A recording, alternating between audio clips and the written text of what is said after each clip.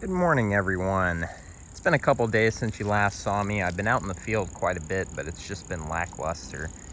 Yesterday I went and road cruised for most of the day, trying to get a little late season cruising in, and there was just not much moving. We saw a couple snake tracks and that was it. But today I'm out in the swamp and I plan to do a little bit of tin flipping and habitat hiking, and hopefully we'll at least be able to turn up a couple more salamanders to wrap up this video. But maybe we'll see a snake or two as well. I'm really hoping to see some kind of snake under this cover, so.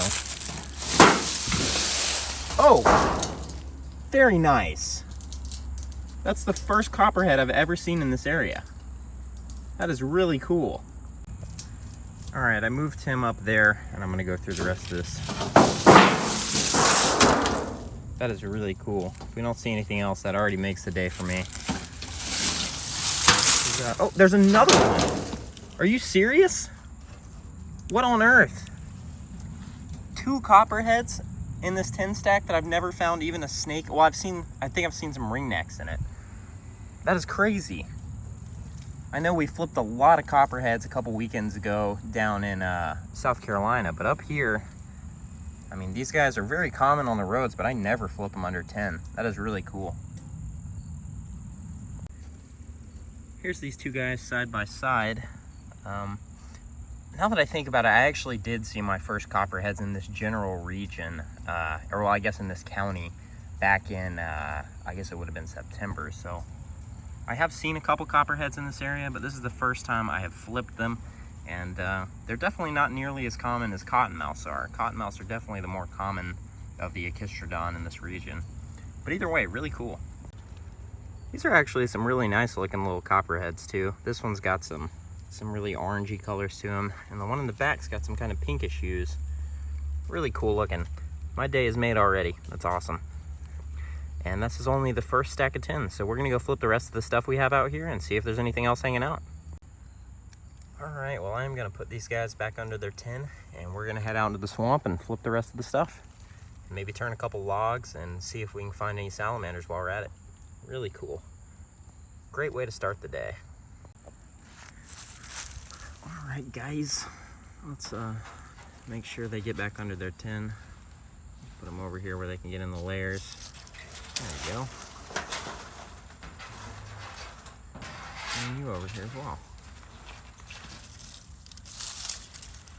There you go. Boop.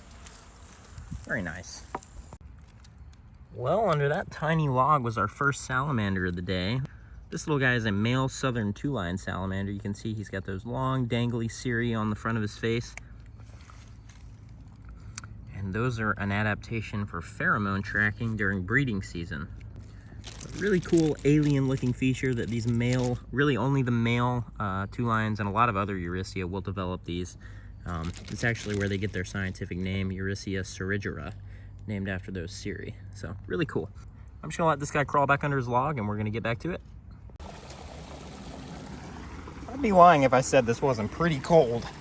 And I can't see in the water either. Really lovely. All right, guys, next stack. This one I've actually never found anything under, at least no snakes. I think I might have seen some lizards and stuff, but so far I've yet to find a snake under this set. Nice and warm. It's very wet. That's generally not good this late in the year.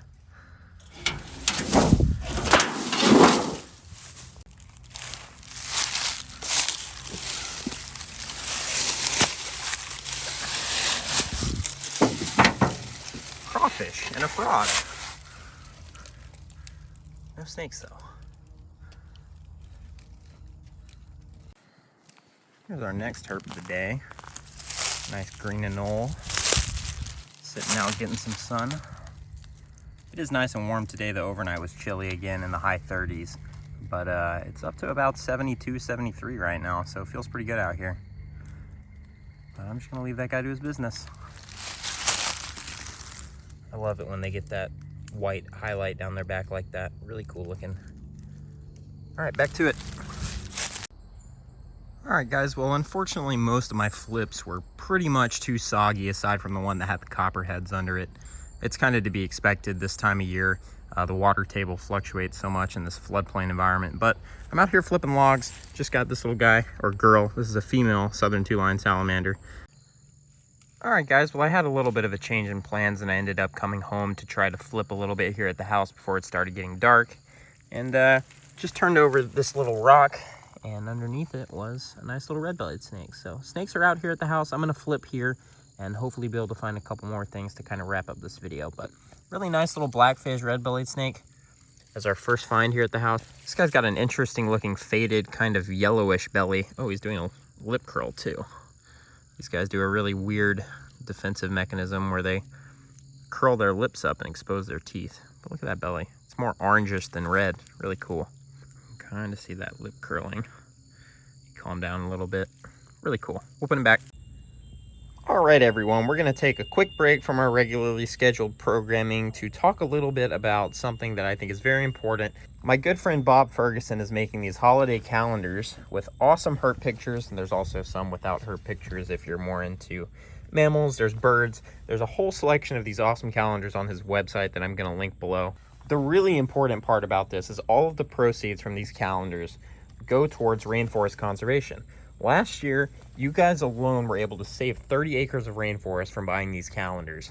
And we're on track to do just as well this year, so I figured I'd put a reminder in here. I know I had something in the last video too, but I just wanted to do a quick reminder here in the middle of this one for anyone that might have missed it and for anybody who was planning on buying one and forgot.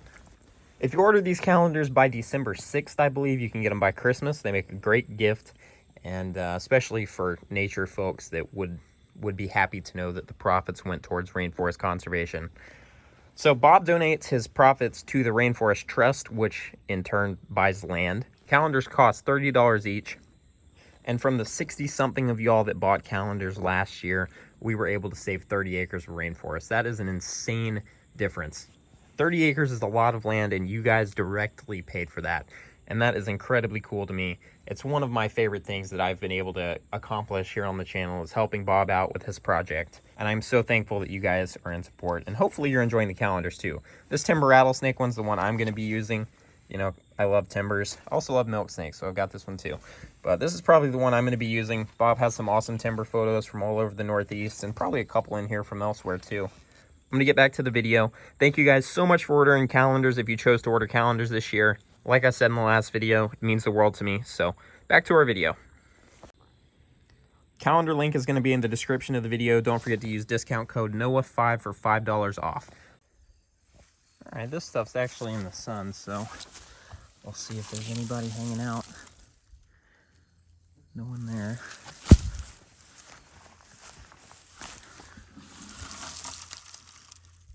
Nobody there.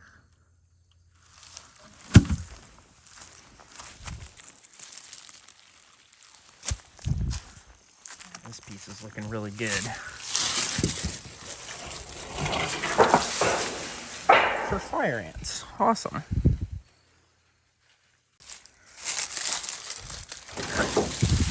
Are you kidding me? What on earth? That's the third copperhead of the day under 10. I think this is only like maybe the third copperhead I've ever flipped under the 10 here at the house. That is insane.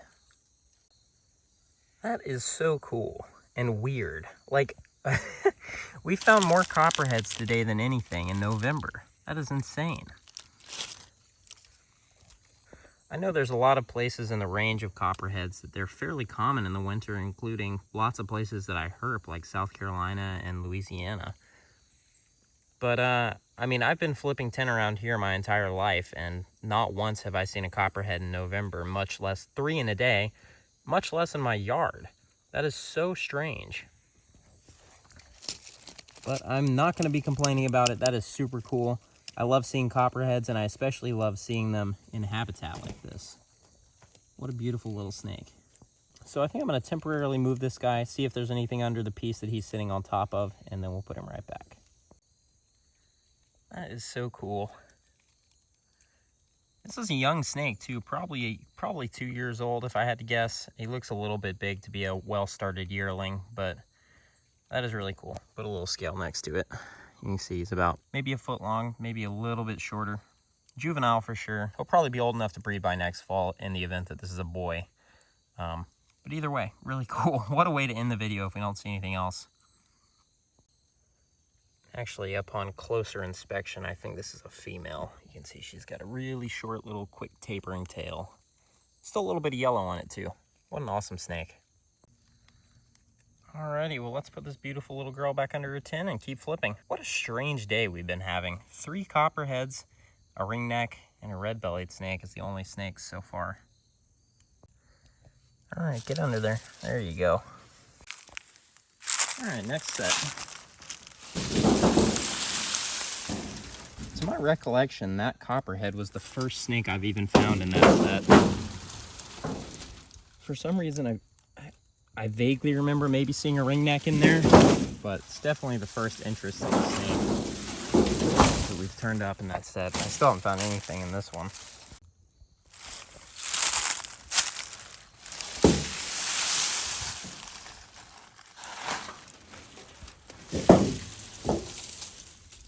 Nobody in there today.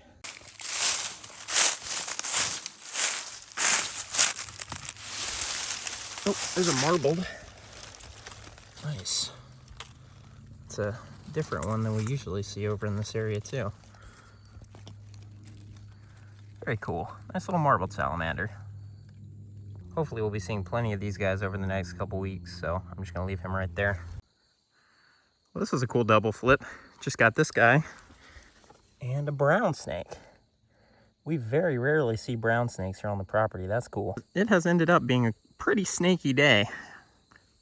Ringnecks, of course, we see plenty of here, but I very seldom flip brown snakes. In fact, I think that is the first one I've seen this year here at the house. Really cool. Obviously, we see lots of these guys in various places, and we even see a lot in this area on the road, but I just never flip them here at the house for some reason. Really strange, but we'll put him back under his rock.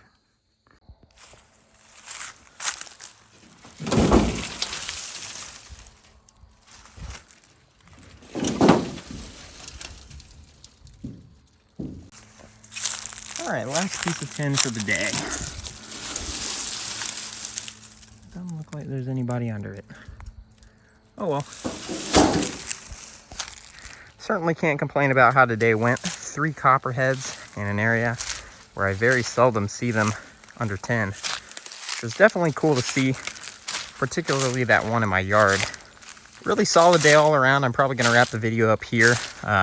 I plan to spend the entire day tomorrow in the field, but I know this is getting long. So yeah, thank you guys so much for watching, and I will see you guys in the next episode.